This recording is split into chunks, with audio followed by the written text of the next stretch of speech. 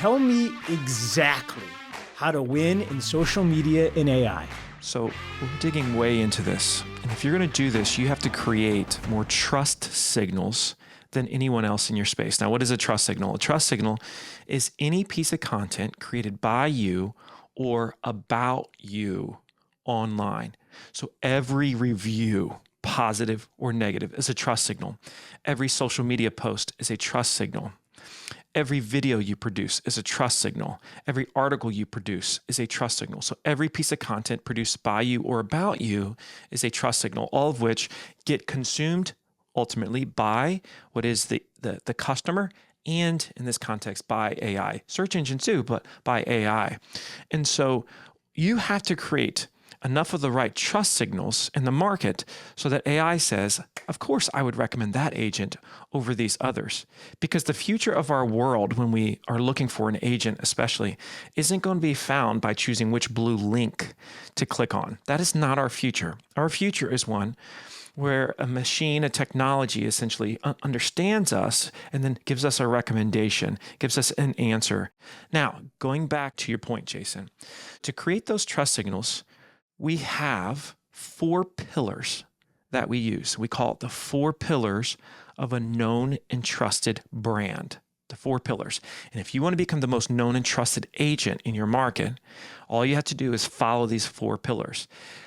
And you'll become the most known and trusted with humans, and you'll become the most known and trusted with AI. And that's really important. That's why this model is very all-encompassing. Obviously, you can read about it in Endless Customers. But let's look at the first pillar, which is you need to be willing to say online what other agents in your space or brokers are not willing to say. Now, if I ask most people listening to this right now, are you actively talking about online, on social, on your website, on your YouTube channel, that which the majority of your competitors are not? In fact, if I showed them your content, would they say, oh yeah, we're producing that too? Or would they say, oh my goodness, there's no way we would ever do that. There's no way we would ever talk about that. So if you want to create a divide, one where people just trust you deeply, you got to be willing to say what others aren't willing to say. Now, that is rooted in 5 subjects. Can we talk about those, Jason? Yes, sir. So in the book, and I've been talking about these 5 subjects for years now, we call them the Big 5. And they're the 5 subjects that all buyers want to research before they vet, before they buy, before they fill out a form on a website. 5 things that we want to know when we're looking to make an important decision. And this is B2B, it's B2C, it's across the board. Even job candidates are researching the same thing here.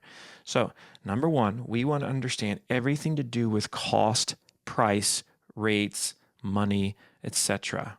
We want to understand the financial components to it, okay? We don't want to be told this, by the way, Jason. We want to have a sense for this before we reach out to the company.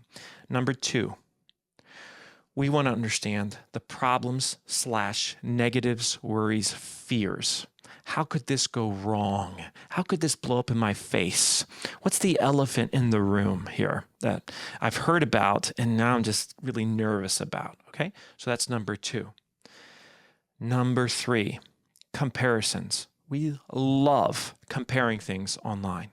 Company versus company, brand versus brand, method versus method. I mean, it just go down the list. We love to compare. Number 4, reviews. We are obsessed with reviews as a society. But the thing about reviews is most people now go to the 3, 2, or 1 stars before they go to the 5 or 4-star reviews. The reason for this is because, along with those fears that we talked about a second ago, we want to know, how could this go wrong? How could this blow up in my face? And when it does, what do they do about it?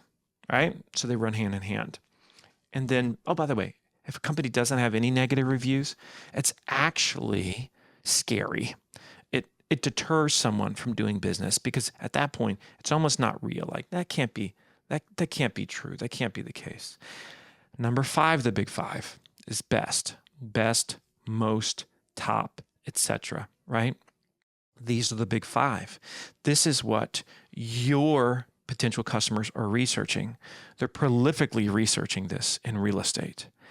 You know, in the book that I read, Marcus, and in our pre-interview, it's easy for me to comprehend and understand this list with a product. Like when you say I was buying a used car online, I totally understand how these five would lay out. Where I've been struggling is understanding it in a service business like the real estate business. And so I'm hoping you can walk me through maybe some examples of how to think about these things that are tangible for me.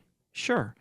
So I want you to choose like an ideal listener that's listening to this right now for me, Jason. I want you to tell me what their profession is. Are they an agent? Are they a broker? Whatever. Okay. Are they an agent and where are they located? And then I'm going to give you the big five. Great. Let's do Jason Abrams, real estate agent, Austin, Texas. Okay. And I want to appeal to my clients, which are buyers and sellers. Okay. So what I have just done, I am on my laptop right now, and I've gone to a tool that is available that I have made specifically for real estate agents. And it's called Endless Real Estate Content Titles. It's a custom GPT within Chat GPT. Okay. And what it will do for you, it will give you 50 immediate titles as if I was sitting next to you, acting as your consultant, right? Which if you hired me, that cost you a lot of money. I made this so that any agent in the world could have me giving them the titles that I have seen work over and over again that will produce the most fruit for you as an agent. So let me give you an example of some of each of the five for that particular agent in Austin. Is that okay with you, Jason? This is blowing my mind. Yes. Okay, good. So I'm going to go through these kind of fast, so everybody work with me here. All right, how much does it really cost to buy a home in Austin in 2026, we'll call it, because we're almost at 2026. The true cost of living in Austin, housing, utilities, taxes, and more. Is it cheaper to buy or rent in Austin right now? How much do you need to earn to afford a home in central Austin? Hidden costs of buying a home in Austin, most agents won't tell you. What's the average down payment for homes in South Austin? First-time buyer costs in Austin, a zip code breakdown. How property taxes in Austin compare to the rest of Texas. The cost difference between buying in Austin versus Round Rock. And finally, what does $500,000 buy you in Austin versus Cedar Park in 2025? Now, I just did cost right there, Jason. I just did cost. Now, every single one of those is a money title, and they would produce great fruit for you. Now, if I went to any agent in Austin right now and I said to them, okay, would it be possible if I was your potential customer and I asked you each one of these, could you just riff on these? You'd be like, of course I could. I'm in the game. I could easily riff on them. So a smart agent is going to pick up their phone. They're going to take a list like that 10, and they're just going to go, Jason. And they're going to talk for 5 or 10 minutes. They're not going to try to edit it. They're just going to upload it. They're just going to put it online. If you started doing that, like imagine this, what would happen if you were producing 2 of these videos a day? By the way, this tool that I just gave you, it doesn't run out of ideas, right? Once you get through that 50, it's going to give you another 50. It's going to keep going and going and going. Okay. So give me where I find that again. Where do I find that tool? Yeah. All you have to do is go to ChatGPT, folks.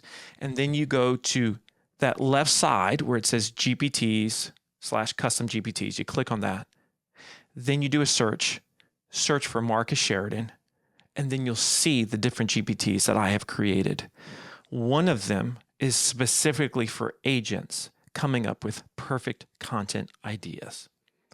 Put in your town, your location.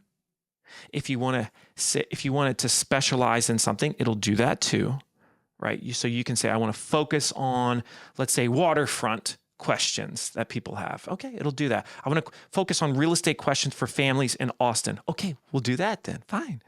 And I'm telling you, I'm not trying to, like people say AI is not creative. This tool is amazing. And if an agent gets serious about content production on social, on their website, on YouTube, this is the best content ideator for agencies you've ever seen.